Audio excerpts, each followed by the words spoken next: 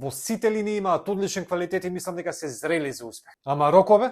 Кажав дека оваа селекција може да изненади во групата и уште го тврдам тоа. Хакими, Зијах, Ел Несри, ако се разиграат, можат против секого. Уште во првата епизода на Овертайм реков дека Мароко може да заврши пред Белгија и Хрватска.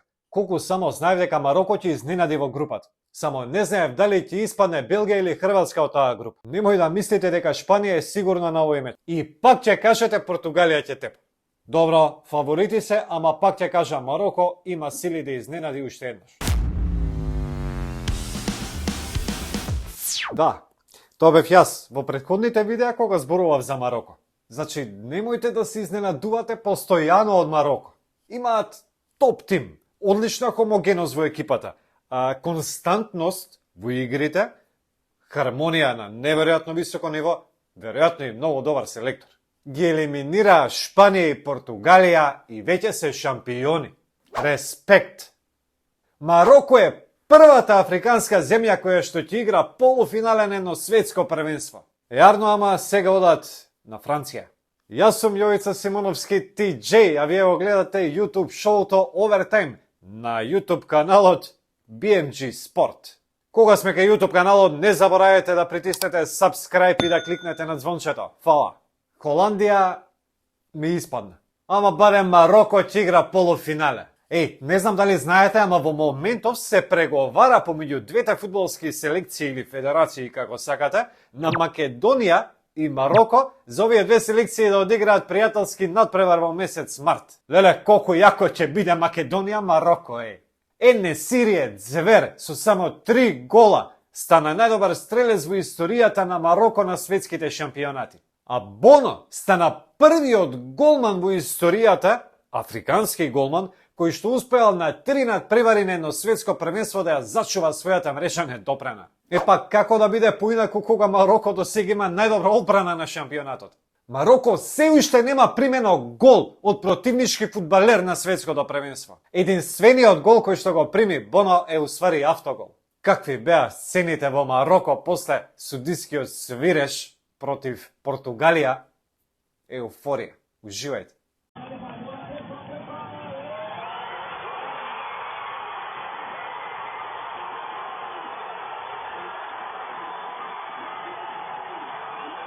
Малце ми беше криво за Кристијано Роналдо, кој што го одигра последниот надпревар на светските шампионати и кариерата ќе заврши без гол во нокаут фаза на едно светско првенство. Солзите зборат сами по себе.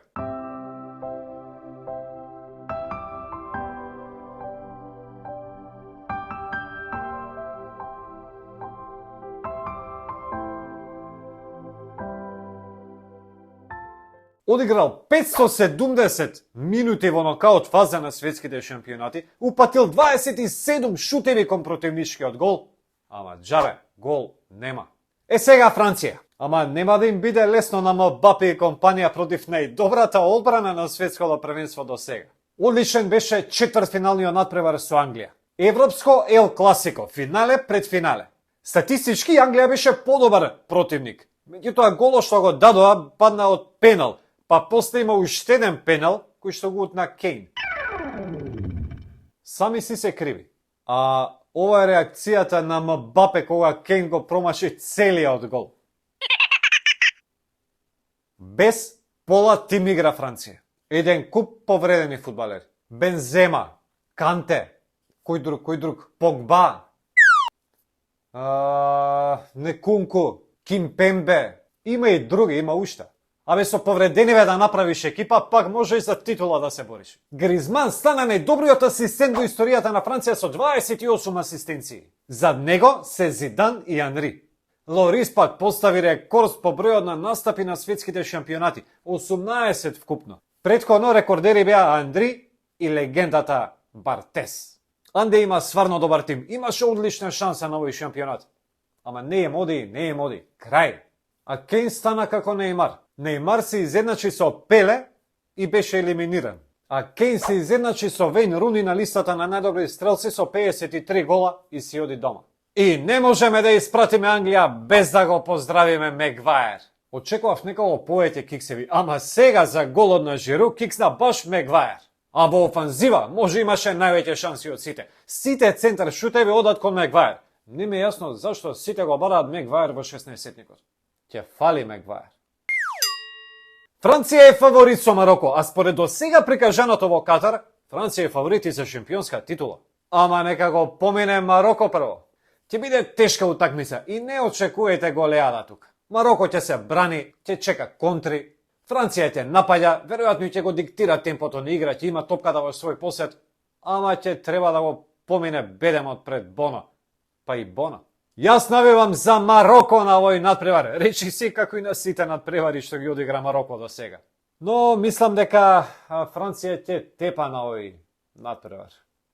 Може да има продолженија, мислам дека ќе биде 0-0, ама пореално ми е да кажам 1-0 за Франција. Тоа беше све за второто полуфинале на светското првенство во Катар. Стигнуваме до крајот. Уште сакам. Некако малце ми е првенство, како не трае 2 месеци. Па следното со 100 репрезентации што ќе се игра. Следете не завршуваме тука. Следното видео е за големото финале. Subscribe, кликнат звончето, лајкувајте не, коментирајте, давајте сугестии и предлози и се гледаме во финале. Чао!